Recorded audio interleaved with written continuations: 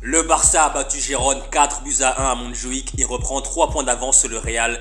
Et honnêtement, comme je dis contre Osasuna, le Barça a littéralement écrasé Gérone du début à la fin. Robert Lewandowski a conforté sa place de Pichichi cette saison avec ses 24e et 25e buts de la saison en Liga. Ferran Torres est entré en jeu en deuxième mi-temps. Lui aussi, il a marqué 3 matchs d'affilée qui marquent un but. Ferran Torres, cette saison, il en est à 15 buts en Liga. C'est sa meilleure saison au Barça. Et honnêtement, il a vraiment complètement changé, Ferran Torres. À l'époque, tout le monde le critiquait, mais aujourd'hui, il est enfin au niveau. Et franchement, félicitations à lui.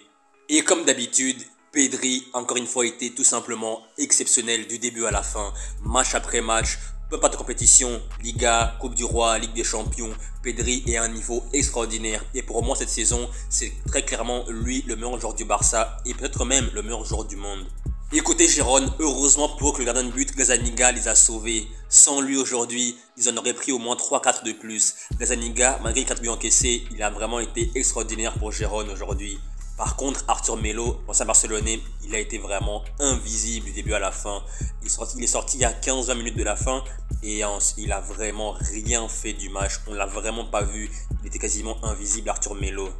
Là maintenant, il reste 9 matchs de Liga et honnêtement, ce Barça d'Hansi Flick est vraiment bien parti pour le champion d'Espagne cette année. Même si le Real est à 3 points, mais honnêtement, avec l'équipe à 100%, avec le 11 de Gala, rien ne va arrêter ce Barça-là. Avec les Lamine Yamal, les Pedri, les De Jong, les Lewandowski, Ferran Torres et compagnie à ce niveau-là, rien ne va les empêcher d'aller au bout cette année en Ligue des Champions, en Liga et en Coupe du Roi. C'est comme mon avis, peut-être que je me trompe, mais je pense pas.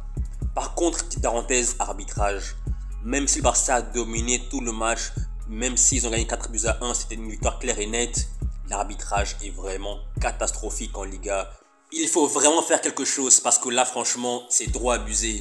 Entre les pénaltys non sifflés sur Baldé et sur Fermin, entre les fautes non signalées sur Lamine Yamal, les cartons jaunes non donnés et la VAR qui ne signale rien, c'est vraiment trop problématique. De toute façon, tant qu'ils joueront à ce niveau-là, le Barça peut être tranquille. Mais le jour où il y aura un moins bien sur le terrain, ça va poser problème avec cet arbitrage-là qui est bizarre.